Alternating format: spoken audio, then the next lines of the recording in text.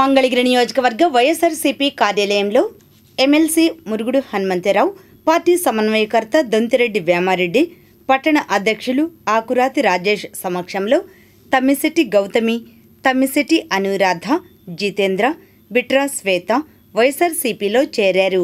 అనంతరం వారు మాట్లాడారు. వైఎస్ఆర్ కాంగ్రెస్ పార్టీ కార్యాలయంలో ఈ రోజున తమ్మిశెట్టి రామకృష్ణ గారి కుటుంబం నుంచి పార్టీలో జాయిన్ అవ్వటానికి ఆయన రామకృష్ణ గారి కోడలు, ఆయన మనవడు, అట్లనే మనవడు భార్య, ఇంకో అమ్మాయి శ్వేత వీళ్ళందరూ నలుగురు కూడా పార్టీలో జాయిన్ అయ్యారు. మంగళగిరిలో తెలియనటువంటి వాళ్ళు ఉండరు. మొట్టమొదటి నుంచి కూడా రాజకీయ కుటుంబం తమ్మిశెట్టి రామకృష్ణ గారిది.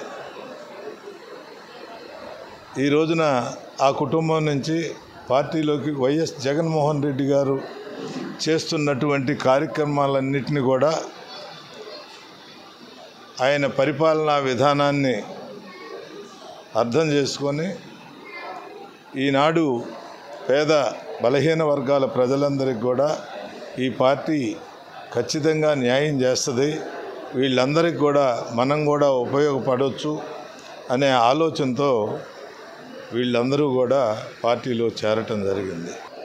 మన కాన్స్టిట్యున్సీలో మంగళగిరి టౌన్ నుంచి తమ్మిశెట్టి రామకృష్ణ గారి కుటుంబం నుంచి మనకి పార్టీలో చేర్చడం జరిగింది.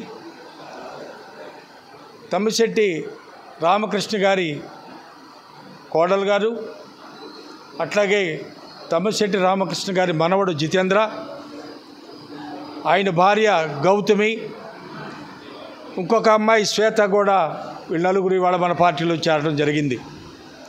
చాలా ఆనందదాయకం. వారి కుటుంబం గురించి మంగళగిరిలో తెలియని వాళ్ళు ఉండరు.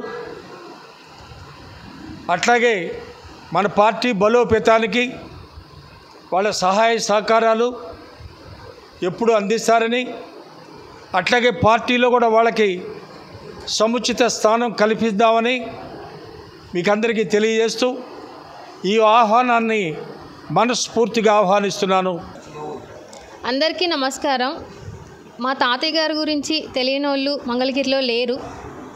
మేము కూడా అదే దృక్పథంతో బయటకు వచ్చి జగనన్నతో పాటు నడుద్దామని చెప్పి డిసైడ్ అయ్యి బయటకు వచ్చాం. ఇక నుండి మా ప్రతి అడుగు జగనన్న వైపే ఉంటుంది. జగనన్న 2029లో వైఎస్ఆర్సీపీ బలోపేతం చేయాలని చెప్పి నేను అనుకుంటున్నాను. దాని సహకారం అన్నిటికీ అందించి మేము పిలవగానే వచ్చినందుకు అందరికీ కృతజ్ఞతలు. ఖచ్చితంగా 2029లో మన జగనన్న గారిని మళ్ళీ సీఎం చేసుకుందాం.